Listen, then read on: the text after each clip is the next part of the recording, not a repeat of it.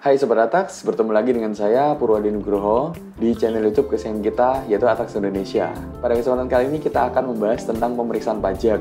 Memang video ini akan terbagi menjadi dua part 1 dan part 2. Di part 1 kali ini kita akan membahas tentang jangka waktu pemeriksaan pajak itu tujuannya apa, lalu juga ada berapa jenis pemeriksaan, lalu jangka waktunya itu berapa lama, dan juga hak dan juga kewajiban kita sebagai wajib pajak. So, jangan kemana-mana, saksikan terus video ini dari awal sampai akhir ya. Thank you.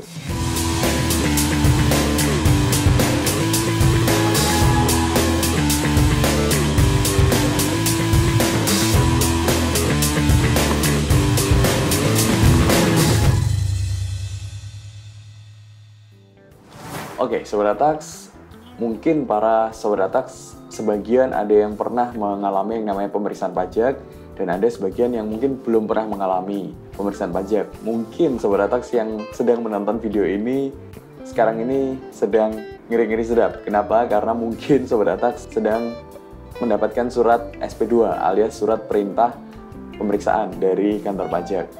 Sobat Atax nggak perlu khawatir, nanti saya mencoba untuk juga membantu Sobat Atax apa aja yang perlu disiapkan dan tahapan-tahapan atau alur-alurnya pemeriksaan pajak itu apa aja, agar Sobat Atax bisa mengetahui apa yang harus dilakukan dan apa yang mungkin sebaiknya jangan dilakukan dalam proses pemeriksaan pajak. Kita berbicara mengenai tujuan pemeriksaan dulu nih. Biasanya secara umum tujuan untuk pemeriksaan pajak itu ada dua. Jadi yang pertama adalah pemeriksaan pajak untuk menguji kepatuhan.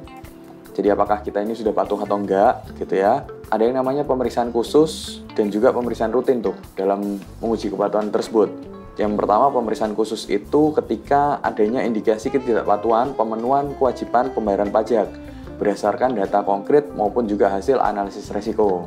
Yang kedua, itu adanya pemeriksaan rutin aja sih, merupakan pemeriksaan yang dilakukan sehubungan dengan pemenuhan hak dan juga kewajiban perpajakan wajib pajak. Nah, apa itu yang namanya pemeriksaan tujuan lain? Ada juga pemeriksaan pajak itu dengan tujuan lain yang dilakukan dalam rangka penerbitan NPWP atau juga pengukuhan PKP secara jabatan gitu ya.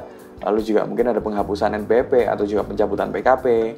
Lalu juga ada penetapan besarnya biaya pada tahapan eksplorasi, lalu juga pada saat pengumpulan bahan guna penyusunan yang namanya norma perhitungan penghasilan neto, penghapusan NPWP maupun juga pencabutan pengukuhan PKP secara jabatan. Jadi ada tujuan-tujuan lain. Itu sih Sobat Atax kalau kita bicara mengenai tujuan. Biasanya ini Sobat Atax bisa dapatkan di surat pemberitahuan pemeriksaan tersebut. Di SP2 itu nanti Sobat Atax bisa mendapatkan satu bagian yang menjelaskan tentang tujuan dilakukan pemeriksaan ini. Nah, berikutnya kita mengenal tentang jangka waktu dan juga jenis-jenis pemeriksaan pajak. Ada dua jenis pemeriksaan pajak. Yang pertama pemeriksaan lapangan dan yang kedua adalah pemeriksaan kantor. Pemeriksaan lapangan itu ketika petugas pajak itu datang ke kantornya Sobat Atax semua, misalnya ke toko atau ke gudang ataupun ke pabrik dan lain-lain. Dan juga yang namanya pemeriksaan kantor. Pemeriksaan kantor itu artinya Sobat Atax yang akan memberikan berkas-berkas dan dokumen-dokumen yang dibutuhkan kepada pemeriksa pajak di kantor pajak. Jangka waktu dari pemeriksaan lapangan itu dilakukan paling lama 6 bulan setelah wajib pajak mendapatkan yang namanya surat pemberitahuan pemeriksaan lapangan. Dan juga pemeriksaan kantor jangka waktunya adalah 4 bulan setelah Sobat Atax memenuhi panggilan tersebut.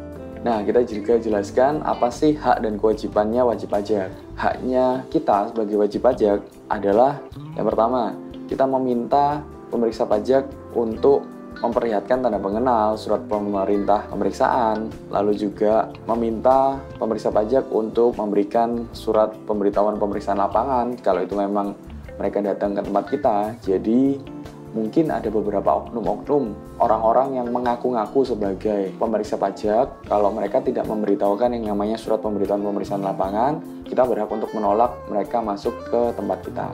Lalu kita juga berhak untuk menerima surat pemberitahuan hasil pemeriksaan. Ketika itu memang sudah selesai, closing, kita berhak untuk menerima SPHP. Yang ketiga, kita berhak untuk menghadiri yang namanya pembahasan akhir sesuai dengan hasil pemeriksaan bersama dengan pemeriksa pajak pada waktu yang telah ditentukan.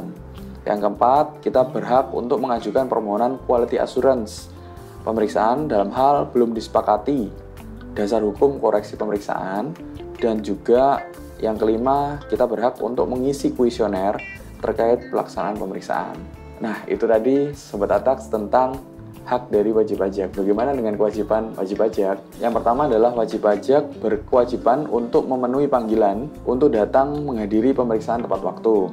Yang kedua, kita juga berkewajiban untuk memperlihatkan dan atau meminjamkan dokumen-dokumen yang menjadi dasar perhitungan penghasilan. Yang ketiga, wajib pajak berkewajiban untuk memberikan kesempatan dan memberikan akses dan atau mengunduh data yang dikelola secara elektronik. Yang keempat, wajib pajak berkewajiban untuk memberikan kesempatan tim pemeriksa pajak untuk memasuki dan memeriksa ruangan yang menjadi tempat penyimpanan dokumen serta meminjamkannya. Yang kelima, wajib pajak memberi bantuan guna kelancaran pemeriksaan yang dapat berupa menyediakan tenaga dan atau peralatan atas biaya wajib pajak apabila dalam mengakses data yang dikelola secara elektronik memerlukan peralatan dan atau keahlian khusus. Memberikan bantuan kepada tim pemeriksa untuk juga bisa membuka barang bergerak dan atau tidak bergerak dan atau menyediakan ruangan khusus dalam hal pemeriksa pajak dilakukan di tempat wajib pajak.